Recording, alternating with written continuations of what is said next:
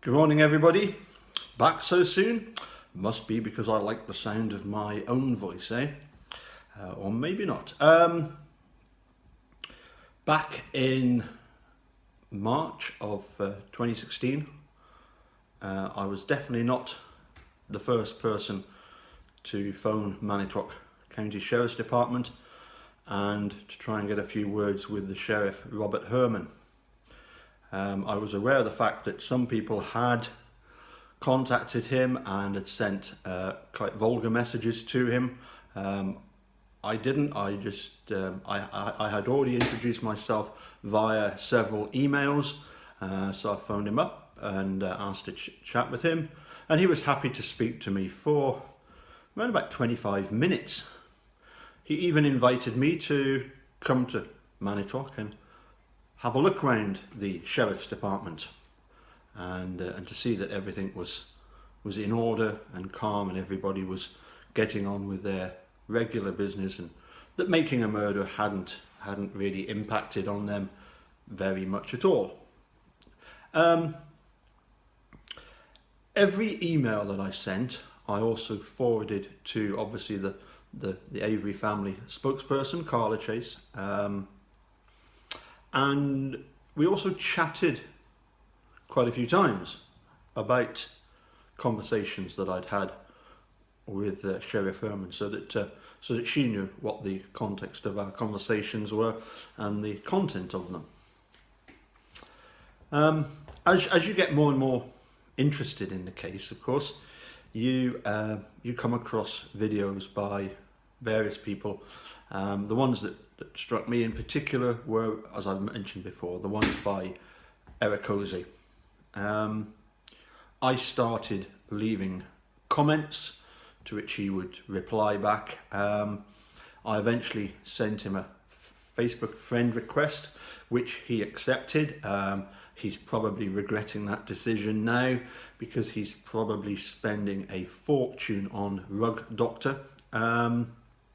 Little joke between us. And eventually, because of the inspiration of Eric Hosey, I thought, well, why don't I do a little video? Because when you have had contact with Sheriff Herman and you post information on Facebook in the support groups, that article, if it gets approved and posted, it becomes very secondhand, very old, very, very quickly. There's always new items coming up. So I wanted something that would be out there that people could refer back to and say, well, that there was, I can say, there were my thoughts and what I discovered about the case thus far in a short video. That was going to be the one and only one I was going to do, but unfortunately Eric Hosey said, "Oh, please do some more," which I did. You may recall that for quite a few of them I got my bow tie on because that terrible Tiffany had taunted me into doing it. However, I did get my own back when, of course, I insisted that Eric Hosey do a video wearing his brand new kilt, which was very good. And in that video, he encouraged other people to do videos in support of Stephen Brendan. And of course, one notable person that immediately ran with it was Mark. Caroline, I must have missed your one. I don't seem to have it anywhere. I can't find it anywhere. I've seen one or two about gardening, but I've not seen any making a murderer videos from you. As I say, I've probably just missed them. They're probably out there and I've just missed them. But as I said, there were one or two people that really did grasp the nettle and or grab the ball and run with it. Mark, Marilyn, there was the lady from, I believe from another lady from Denmark that did a little video as well. One of the things that I've always tried to do though with a video is not to be the same as Eric Hosey. How could you possibly do a video like Eric Hosey's? His are very, very factual. He covers all of the documents, all of the latest developments, the motions, etc. My videos really, they're just opinions, little bits of news that I've picked up, and a lot of the time it's basically conversations that I've had. Now I'm certainly not trying to either insert myself into the case or have any special motive to try and become some big important player in this case. Again, to Caroline, I've got 200 subscribers. I believe that to be even a lightweight when it comes to YouTubing, you need about 1 million subscribers, I'm pretty sure. At 200 a year, I've been doing it a year. In another 5,000 years' time, I could be up to 1 million subscribers. So luckily, of course, my cousin owns a TARDIS, so hopefully I'll be able to go forward in time and find out how well I'm doing. And talking about going forward in time, my hopes for the future would be as follows. Number one, we need to find out the truth about what happened to Teresa, what caused her disappearance. Then we need to make sure that those that did cause her disappearance to be put behind bars, and obviously Steve and Brendan to be set free.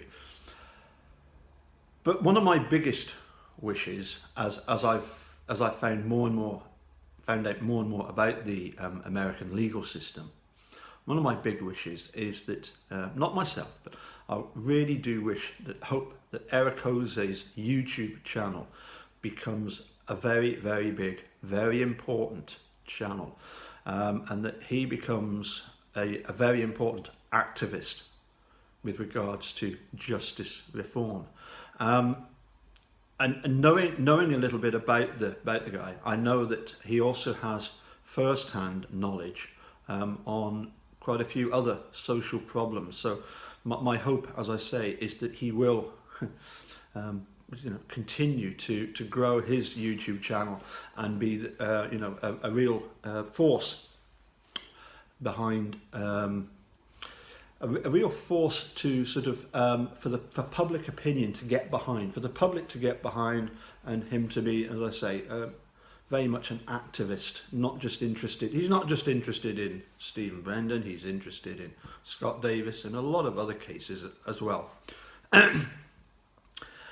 Interestingly, last night I had a conversation about could any of the supporters of Stephen Brendan ever do anything that would be damaging to Stephen Brendan, and he came back with one name: Lynn Hartman. I must admit, I don't think she was ever a supporter.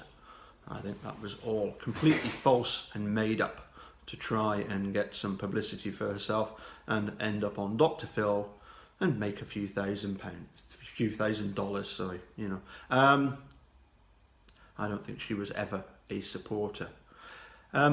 What I would point out is that if a supporter did go too far, then one of the things that Kathleen Zellner would surely do would be to intervene.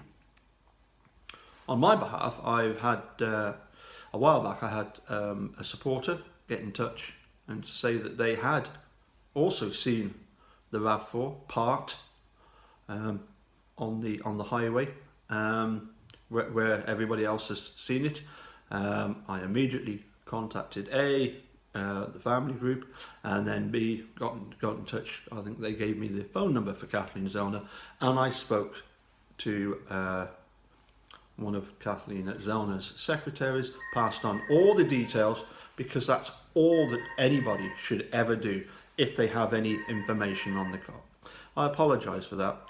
Trying to do a video, the postman arrives and the phone rings. Anyway, let's carry on. We've not got much time here. In fact, excuse me a sec. Shut the door, that might help. Okay. Yeah, so one of the interesting things that sprung to mind were the billboards that sprung up in Manitowoc. And, you know, for some people, that was, you know, people are trying to intervene. They're not allowed to intervene, are they? I mean, surely, if anybody has any interest in the case, they surely have to get permission from Carol Ann first, don't they? You know, but for me, the billboards were great. I really did like the billboards, and I thought that was very, very respectful of. I suspect it's a group over there in Manitowoc. I don't have any names that I'm going to speculate on, but I suspect one or two people, shall we say, that would have got together and have done something like that. But I thought it was very, very respectful. The flowers, not, but they weren't sent by our side. That was somebody from the Guilders side inserting their self and making a right hash of it. As I said, if there was even the remotest chance of anybody doing something rash from our side, then, well, Kathleen Zellner, I'm sure, would have said, you know, that wasn't very good. As far as I know, she didn't even bother with trying to find out who it was that had put up the billboards. So anyway, I've kept enough of your time. I think I've covered everything. You never know, I might be back tomorrow. There again, it might be a week or so. I'm away to enjoy my newly repaired TARDIS. Bye for now.